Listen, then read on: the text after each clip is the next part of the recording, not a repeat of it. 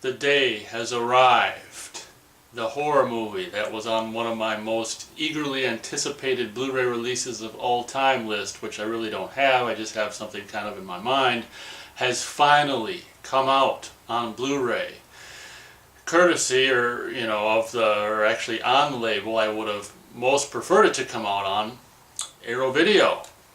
So finally, the early 80s slasher, although the director himself wouldn't necessarily refer to this as a slasher film, I'll say the early 80s horror film by the name of The Slayer has finally got HD treatment in a beautiful new 4K restoration from what we're told the original camera negative, which is extremely exciting. I'll of course be reviewing the Blu-ray after I review the movie.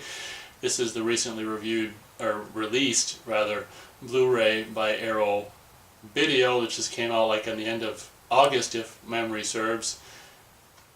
Absolutely fantastic. This here is probably the most popular and well-known VHS release that the Slayer got in the 80s, the Continental Home Video Slayer/Scalps double feature. I picked this up after the fact, sometime probably when Video Update, as I've said so many times in so many reviews past, Video Update was purging their VHS. I picked this up. So this is actually the not this one. There was a big box VHS, I think, which unfortunately was cut down by Video Update to fit into this clamshell case. But this is the version I originally saw it in when I was like 14 years old, and then I got that more recently. This one I actually picked up. I think and picked up in the 80s. Not in the 80s, but the 90s, maybe the mid to late 90s, from Blockbuster Video of all places. This is another VHS. It's a single, it only has just the one movie, of course, on the VHS. Unfortunately, it's still got the beginning of it cut out like it is on the double feature VHS, but this is the Slayer VHS, which unfortunately also was cut to be put in this kind of black clamshell case. But I'm just showing you the VHS incarnations I have of the Slayer that preceded the fantastic recently released Blu-ray release. I think there's said to be some like kind of bootleg or whatever unofficial releases on DVD or something like that, which I've never owned. So these two VHSs are the only physical versions of the Slayer I ever owned, and then at some point I discovered the whole movie. Not really knowing how much of it was cut out at the beginning on YouTube, as I said in some of my Slayer news videos that I did this past summer. And that was my only real way of owning the full movie, was just kind of a digital download off the internet, if you will. So now I'm here to review the absolutely fantastic, what I would regard as absolutely fantastic horror movie, The Slayer, and then I'll do my review of the Blu-ray. So I saw this for the very first time when I was 14. As I said, rented the Continental Home Video double feature with Slayer and Scalps. I probably watched them back to back, I imagine. I remember it being dark. Nighttime out. I think it was probably during the summer, and it was like nighttime, I think, when I watched them, which kind of didn't help. Should be said off the bat that the way the Slayer begins with the kind of just creepy, dream sequence that would later, a few moments later, come to realize is a dream sequence, really kind of creeped me out by the way, just like that beam of light just shone on the character's face, and the kind of way she was wearing the makeup and her wide eyes, the imagery of that instantly off the bat really creeped me out. Just like her just being so wide-eyed in that light like that, and then having the kind of Slayer hands come from behind and come around her neck and stuff like that.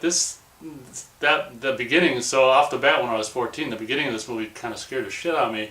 Combined with, I don't want to forget, and I never would be able to forget to mention the music, combined with the absolutely fantastic music that the movie starts with, and just, basically plays throughout the entire movie, or is featured throughout the movie here and there, and key points or whatever. But so right off the bat, the movie really kind of creeped me out when I first saw this with that dream scene. This movie is about two couples. I don't know if they're like 30-something couples or late 20s, early to mid 30-something couples that take this vacation on this isolated island. I think someone's boss owns this property or this house or whatever, and they take a vacation. This one guy and his wife, and this other girl Kay is actually his sister, and her husband comes with along, so they both actually have to be flied out onto the island by this kind of creepy guy, and by the name of, what the hell's his name? Marsh. he flies him out to the creepy island for a weekend getaway, and Kay's been having these dreams, not just recently or in this not just at the beginning of the movie, but her whole life kind of, and just like premonitions slash dreams, and they're not specific, and it's just kind of like random kind of whatever and this and that. And she's like an artist, she paints, and at the beginning of the movie, it's only the full version. If you saw like the any versions of this movie on VHS in the United States, you're probably not going to see this scene, which is cut out, the kind of opening credit sequence. You're not going to see the scene of this what turns out to be the location of where it was shot was the Tidy Post Theater. There's this really kind of cool painting. It'd be really cool to know where that painting is that's shown in the movie and who's got it. Hopefully the director or someone's got it and it didn't just get thrown away or whatever, but that cool painting that Kay is presumed to have done in the movie of just clouds or whatever, and this kind of brick, well, what turns out to be the theater later on in the movie structure that she painted, it kind of as a result of her just seeing these visions and these premonitions and dreams and stuff. So she's really not too keen on going on this vacation, and it's funny because the other guy's wife isn't too, or not necessarily keen on a fishing trip or a vacation with the kind of goofy, the main character in this movie is kind of Kay, and she's the artist slash, character who has premonitions and these scary dreams and stuff like that. And the other guy's wife, Kay's brother's wife, isn't really too keen on spending a weekend with Kay because she can be goofy as she is in this movie or whatever.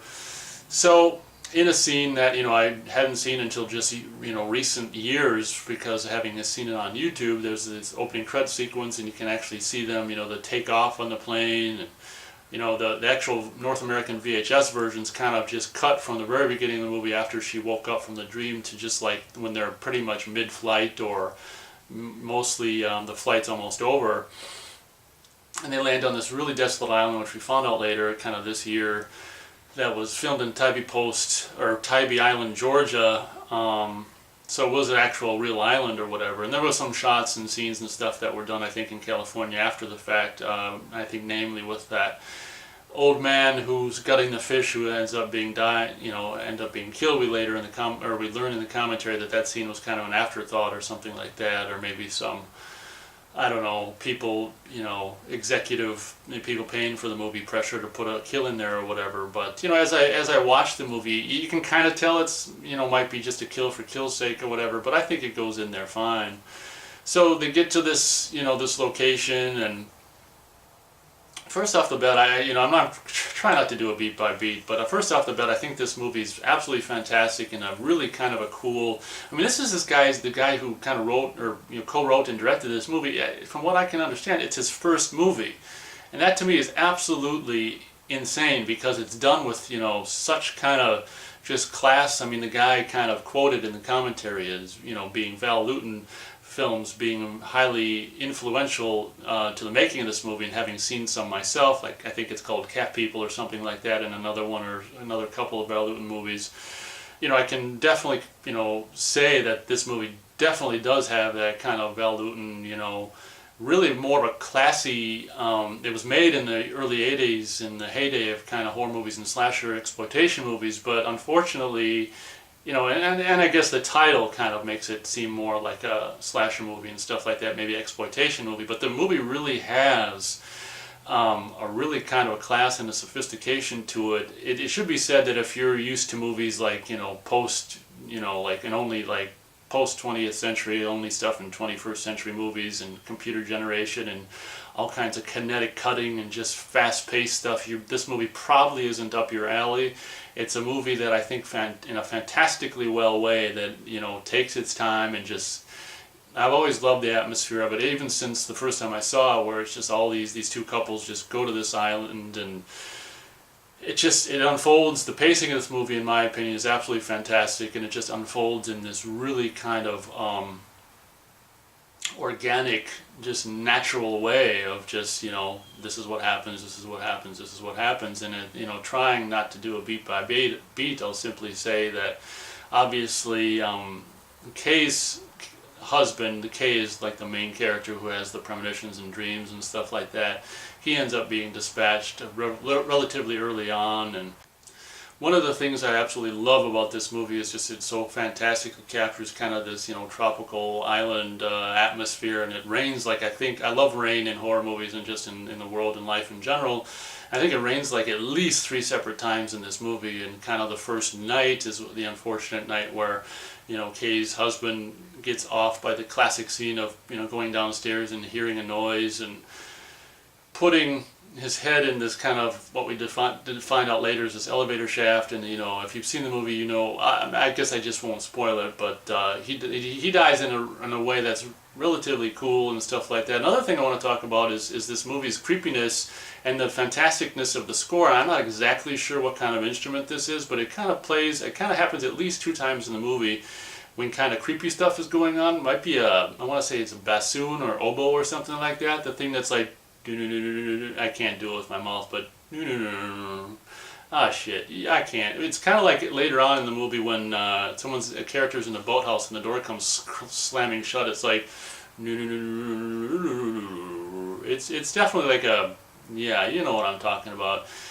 It's just really kind of a creepy instrument, just to be like, oh my gosh, something's out there, something's lurking or whatever. And one of the things this movie does particularly well, and it happens in the first scene when Kay's husband David actually ends up dying.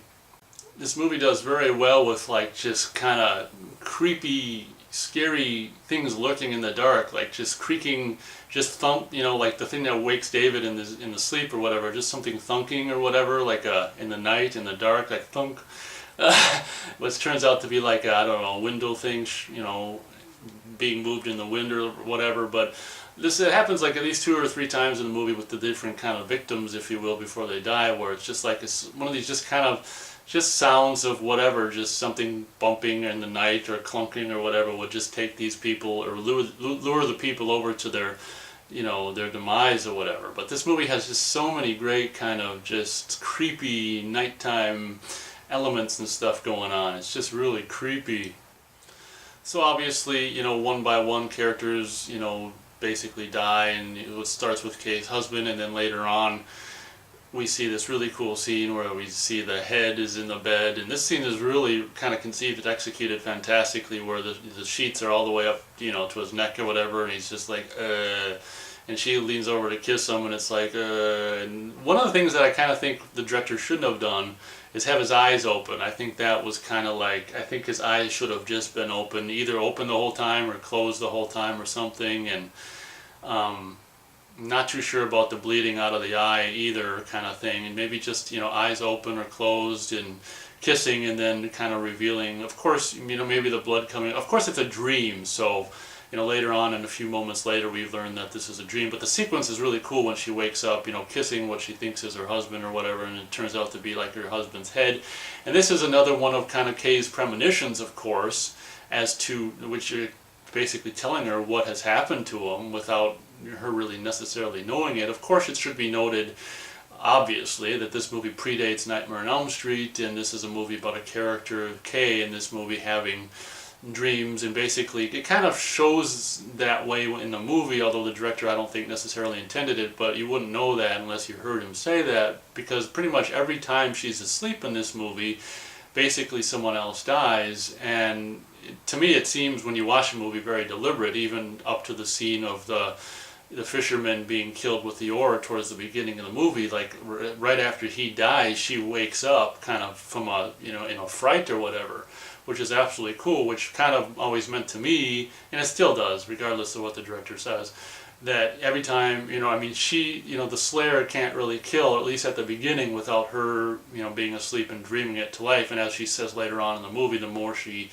dreams them and the more, people it presumably kills, the less it's going to need her to give it life or whatever. So it is very interesting that this movie obviously predates Nightmare on Elm Street, and the director is really, nice at not, saying, look, all kinds of movies borrow from all kinds of other movies, and movies before the Slayer have probably done, something similar before. He was really nice in not really like pointing a finger at Wes Craven or whatever, which, one could say is something, I'm not going to take sides one way or another, but obviously it's rather blatant that this movie is very much like what Nightmare on Elm Street would end up being.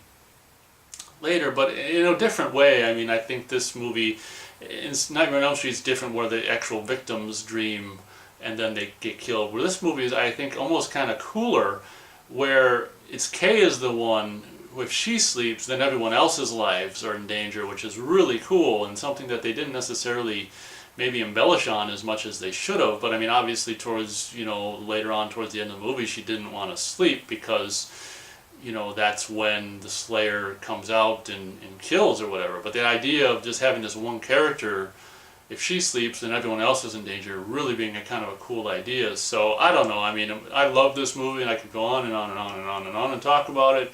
And I don't know. I probably shouldn't go that long because that's a long time.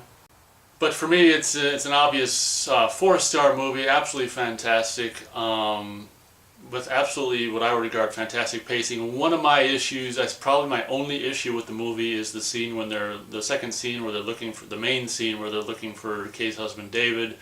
I think it goes on a little longer than it needs to be. If you were to cut out Kay's kind of going upstairs into the Tiny Post Theater and coming down, maybe that would have made the scene better. And as far as I know, it very well could have been cut down in the VHS, North American VHS versions, because when I watched that scene, it just seems to be like really long. So maybe that scene, I imagine it probably was cut down in the North American VHS versions. The scene where they're looking for David is, in my opinion, a little longer than it needs to be, because Kay goes downstairs and then, goes down to the main part of the, the deserted theater, and then she goes upstairs into the projection room and then back down and discovers, well, I guess I won't spoil it for people who haven't seen it, but discovers something horrible. But so that's like my only real gripe with this movie, is that one scene, which I felt like, and the director himself is saying, has said in the commentary that, he just likes to kind of torture the audience and build and build and build.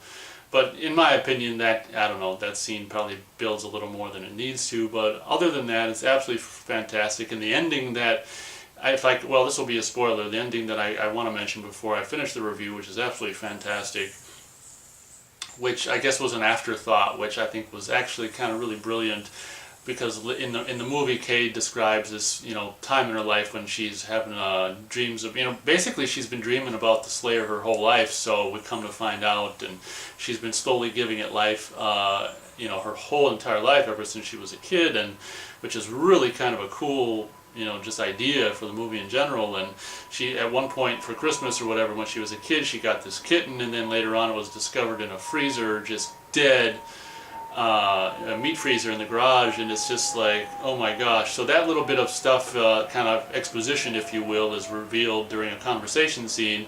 And then at the end of the movie, this is a spoiler, if you don't want to be spoiled, don't watch this. At the end of the movie, she wakes up and basically as a kid wakes up from this bad dream, and is Christmas morning or whatever, and is presented with a kitten, and she's like, So what's really cool about that ending is it's like just an endless loop kind of thing, where it's like we got to see her, wake up from one of these bad dreams that she's been having ever since she was a kid, and but this time when she wakes up from it, she was actually saw some premonition in the dream about what would happen with the cat. So now she's actually kind of has some premonition about what's going to happen to the cat. So as a kid, when she's presented with the cat, she's like terrified, and it's kind of a frozen frame on her face. It's just like absolutely cool. One thing before I end the review, another thing I want to mention about this movie that I think is done really well, like the wife of the guy who's brothers with Kay, when the movie starts, her acting seems kind of wooden, or not necessarily like the best acting. I think she was actually married to, or going out with the director at the time, maybe even still now, I don't know. Carol Cottonbrook, I want to say her name is, and when the movie starts, her acting seems kind of, I don't know, wooden and maybe very B-movie-ish or whatever. In the very beginning of the movie, when they're her husband just got out of she just got out of the shower and he's shaving and stuff like that. Her acting scene is really wooden, but the scenes that I think really play well and that are really, conceived and written and executed very, pretty much flawlessly by everyone concerned, are the scenes later on towards the second half of the movie where David, this is actually, I think, after they discovered David's body or whatever, and they're arguing, Kay's brother and his wife are arguing about stuff, and the dialogue is just dead on perfect, and the acting by both of them is perfect. It's such a realistic argument. It's like they just, it looks like when you're watching the movie, they're capturing an argument, a genuine argument, just as it's happening. Absolutely fantastic. And I think they kind of bicker. I think they have an argument like twice or something like that through the movie. But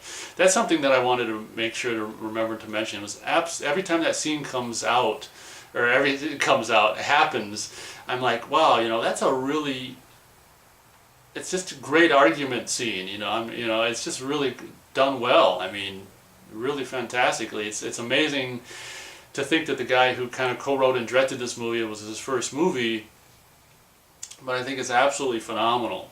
4 stars, definitely, for The Slayer. This has just been like an early 80s favorite of mine for probably, well, ever since I was 14 and saw it for the very first time. And one final note about the movie before I start the review of the Blu-ray is, when I first saw it when I was 14, I thought the ending of the movie was really creepy, basically, where everyone else she knows is dead because she basically discovered all 3 of their bodies, and, basically her brother and his wife, she's, basically discovered their dead bodies in a gruesome and horrible manner and stuff like that. So she basically does kind of a, locking herself into the house and, battering down or whatever, battering down the hatches for the night or whatever, and drinking as much coffee as humanly possible, and burning herself with a cigarette, which obviously what character would do in Nightmare on Elm Street 3 later on, which is another kind of a nod to the Slayer and the Nightmare on Elm Street franchise. But I found, still rewatching it, every time I see it, I find that scene where she's like, hunkers down for the night and barricades herself in the house and just is like, just like her eyes in this movie. Oh, also the woman who plays Kay in this movie, this is like the only like big part, from what people can find out, like to listen in the commentary, this is like the only big part that this woman ever did, which is absolutely just devastating to me, because she's absolutely fantastic and kind of very much has always reminded me of a young Sigourney Weaver, as a matter of fact. But this woman is absolutely brilliant in this movie, and such a strong presence in this movie, and it's just a shame that this is like her biggest thing. And from what they say in the commentary, like she's just like some extra or something. I think, and I don't know if it was a Karate Kid movie or something like that. After this movie, and I'm just like, that was the only other thing she did, and I was just like, oh my gosh. But in a way, when someone just does one movie, and especially when it's this memorable, in my opinion, and just good, it's just like, wow, it's kind of like your one stamp in the film world, and it's really kind of cool in a way to just do one movie and just have that be your movie. So whatever, this can forever be like this woman's movie or whatever. But anyway, what I was getting at is the scene towards the end of basically the very end of the movie, where this character starts breaking in or whatever, and she starts hearing noises and goes downstairs or whatever, and this character is breaking in, and it's just like this hand comes in the in the door, and she like stabs it with the knife on top of the fridge or whatever, and basically she runs upstairs and kind of just like pointing, she's using a flare gun as a weapon or whatever, and she's pointing it down the stairs, and we see this shadow come around, it's come around the corner down the stairs, and it's just at that moment, every time I watch it, but especially when I was 14 and I saw it for the first time, I was just like, the suspense at that point for me, and even upon repeated viewings, is just at such a high crescendo for me at that point. And when she screams, just does such a fantastic job at screaming at the top of her lungs, for her, screaming for her life, no! And of course, then we show basically this famous shot of which turns out to be Marsh, the airplane pilot, who's like, right before, half a second or a microsecond before she'd shoot Marsh with the flare gun and set him on fire, and that would start the house on fire and stuff, which would then lead to moments later the reveal of the Slayer. And what's funny when you watch this movie is it's kind of weird, because in a way I partly always kind of thought Marsh was the Slayer because of the way the end of the movie is cut. Now, if you don't understand what I mean, hear me out. It's like we show a shot of Marsh burning there, and then she's unbarricading the door. Then we show Marsh burning. He's a little more burnt, I think. And then she's unbarricading the door. Then we show basically just the dummy or whatever, completely engulfed in flames. Then we cut to her, finishing unbarricading the door, and then opening the door. And then it's like the Slayer's there, all burnt. It looks like he's all burnt up and shit. And he kind of has Marsh's hair. So it's kind of like I always partly thought that Marsh was basically the Slayer, and when she burned him up, then he was outside the door like, ah. So, if you've never thought of that, maybe you can understand that point of view, and if you always thought that too, that always makes sense to me. I don't think Marsh is supposed to be the Slayer, but it just turns out, in editing or whatever, I don't know if it was, I can't imagine it was intentional. It's kind of like the way I've always seen the end of this movie. So whatever, but anyway, 4 stars for the Slayer. Absolutely fantastic. And now on to the absolutely fantastic, recently released Blu-ray of the Slayer, recently released by Arrow Video. As always, I'll put a shot of the back of the box so you can see all the director-approved special edition contents. I'll just read some of the important ones here. Obviously, one of the biggest things is we've got a brand new restoration from a 4K scan of the original camera negative. Blu-ray, you got a Blu-ray and a DVD, which is really cool. This is very important to me, obviously, as I've said before. Original mono audio, uncompressed PCM on the Blu-ray. And then I'll just basically let you read the rest of this if you so choose. You can pause the video and read all the special features. It does, we weren't necessarily sure when they first announced this title back in May or whatever if we're going to get commentary. Turns out we get commentary with the director and Carol Cottonbrook, the woman who played Kay's brother's wife. And who the hell else is it? Executive in charge of production and moderated by this British guy from Arrow Video. But the commentary, this is the reason why I didn't get to the review until now. I basically had this movie ever since the release date, and it just was lazy and didn't want to listen to commentary, and I thought I should listen to it so I could, say my thoughts about the commentary. That's the reason I didn't do this video until now. Having, recently heard the commentary, I think it's absolutely fantastic. The director, the co-writer / director is just fantastically well-spoken and seems like a really, really kind of just a great guy, and does a fantastic kind of recount at certain elements of the movie, or certain facts about the movie and stuff like that. The guy seems like such a, I can see how this movie turned out to so good, because this guy seems relatively bright and just smart, and comments on stuff like just which I would agree with, the unfortunate way movies kind of took, nowadays, where it's just so fast and just so kinetic cutting, and just everything wants to just cut to the chase, and a movie like this, he feels very much, I do as well, might not be received very well by audiences now, or younger audiences or whatever. It should be noted that basically he's the one who does the most talking, along with the moderator from Arrow Video, and Carol Cottonbrook doesn't really say much. She chimes in and says every now and then, and agrees with that guy or whatever. And this other guy, the executive in charge of production, doesn't say much either, but I'd rather hear most from the director anyway. Then you got audio commentary with the Hysteria Continues, which I never listened to. What's really cool is you got isolated music score selections and audio interview with the composer, which is really cool, kind of like their Arrow Video's Blu-ray release of Chud. I didn't listen to the interview because I think it goes from the movie's start point. I think it goes from start point to 50 minutes or so into the movie, so it might be a 50-minute or so long interview, and basically after the interview is concluded, then they go on with certain music selections from the Slayer. Should be noted they are in stereo, which is really cool. Unfortunately, it's only 16 minutes of music from the Slayer, which seems like a lot, but it's really, it's such good music that the 16 minutes is over really, really too quickly. And so it's a bummer that, what an ideal situation obviously would have been to have every single music cue from the movie located on an isolated music track, but unfortunately we just get 16 minutes of selections, and I don't understand. I guess, the composer who decides what he's gonna put on there or whatever, but that's cool to at least get 16 minutes of Slayer score in stereo. The absolutely fantastic Slayer score, which if I didn't talk about enough, I think I mentioned it and maybe got sidetracked. The score is, if I didn't talk about it enough, the score is absolutely amazing, and something that I'm really surprised that a movie of this budget got such a lavish score, recorded at Abbey Road Studios in London, no less.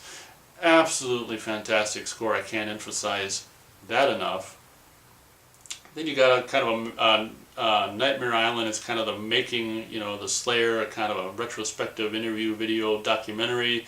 That I found to be not particularly interesting. They interviewed this one guy who was like I don't know, he's also in the kind of Tybee Post Theater experience there on stage being interviewed and stuff. I find this guy, this second unit cameraman guy, to be kind of annoying and really kind of dumb in my opinion. So he's included in the interviews of the documentary. I don't think the documentary really, blew my socks off or anything like that necessarily too much. You've got a return to Tybee, the locations of the Slayer, which is kind of cool. They actually, Arrow Video went down to Tybee Island and shot, basically in the house that is still there, and showed you some rooms or whatever from the house that was featured in the movie The Slayer, and of course the Tybee Post Theater, which has now since been restored. They do a video about that, and also obviously this thing comes up later, which is really cool, the Tybee Post Theater experience. You can kind of, in a way, back in, I think it was June 30th, they actually did a screening of this new 4K restoration in the Tybee Post Theater, which of course I made a video about back in, I don't know when, July or something like that. So they screened the movie in the theater that is featured in the movie, it was all dilapidated at the time and now has since been restored, and they recorded the audience reaction to that. Unfortunately, having listened to the audio reaction track of the Slayer and the Tybee Post Theater experience, if you will, it's really not, they don't really seem like horror movie fans. These might have been people who just went there just to see a movie that was filmed in the theater, or to see a movie filmed in Tybee Island or whatever.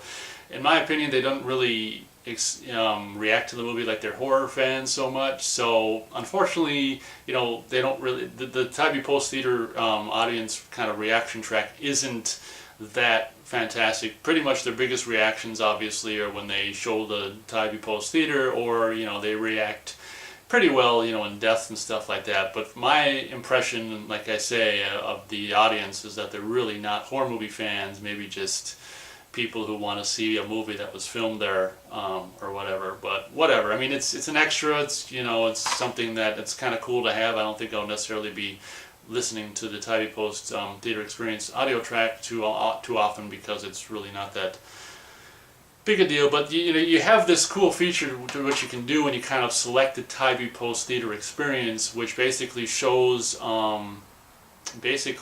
like someone introduced it at the theater, and then you see an introduction that the director filmed to be screened before the movie played at the Tybee Post Theater on June 30th, and then you get to see the movie on Blu-ray with the Tybee Post Theater audio, and then afterwards you get to see kind of this Q&A at the end of it with this guy who I find to be second unit camera guy, who I find to be relatively annoying, and then the British guy from Arrow Video, whatever. So it kind of makes, it's kind of by selecting the Tybee Post Theater Experience, you kind of get to experience what the people who saw the movie that night on June 30th got to experience. They're the best representation you can see it in without actually getting in a time machine and going back to June 30th, 2017. So, in closing with the review of the Blu-ray, obviously it looks absolutely, oh my gosh, obviously being a 4K scan off the original camera negative, the movie's not going to look any better than this until they scan it in 5K. No, but seriously, this movie has basically never gotten a decent home video release in its life, which is almost, it's like 35 years now. It's going on 40 years old, this movie is. And I'm not trying to be like Yoda there, but I think this movie might be 35 years old, and has never had in all that time, has never had any kind of decent home video release. This movie being, watching this movie on this Blu-ray presentation, it shows just how classy these old horror movies are if you just, are able to see them in any kind of a decent way. The transfer, in my opinion, really couldn't be any better. It's absolutely phenomenal. The colors are just so vivid. I mean, I can't obviously remember seeing any, missing film or anything like that. Actually, the sound towards the beginning of the movie with the music has got some surprising low end on the kind of the music, the music score and stuff like that. But I was just like, wow, when it first started, it was really some surprising low end for a movie of this budget and its age. But I think that kind of tends to, either I got used to it, or kind of the low end stuff tends to, disappear shortly thereafter, the start of the movie or whatever. But this presentation is a must-see presentation, and I'm just so thrilled to be able to actually have this finally in a presentation that it's basically deserved for 35 years. And it's absolutely a delight to experience in this pristine, just, the movie looks, brand new. It looks like it was made now. It's absolutely fantastic. And the lucky people that get to experience the movie for the very first time this way, it's just like, holy Toledo, those are some lucky bastards. And with any luck, this new release of the Slayer will help garner a whole slew of brand new kind of Slayer fans, if you will, and introduce a whole new generation that maybe never heard of this movie because it was so obscure to this movie, which is really deserves to be seen by more people, and deserves a lifetime, its lifetime to be just extended or whatever. It's really a shame that the first 35 years of its existence were kind of basically just in obscurity or whatever, were spent in obscurity, and now can finally be given the treatment it deserves. So absolutely fantastic Arrow video presentation. And in closing with the review, obviously this is newly commissioned artwork, which is pretty fantastic. Really kind of captures, I always wondered what the newly commissioned artwork would look like for the movie The Slayer. It really captures the kind of feel of the tropical location, and the Slayer being this kind of, haunting apparition, this thing that's just whatever and stuff. Really descriptive descriptions there. But obviously, as so many times is the case with the Arrow video Blu-ray releases, you have the option for this newly commissioned cover art, or this artwork, which is of course the original kind of, theatrical poster for the Slayer, which I think is pretty cool and very in a minimalistic way or whatever.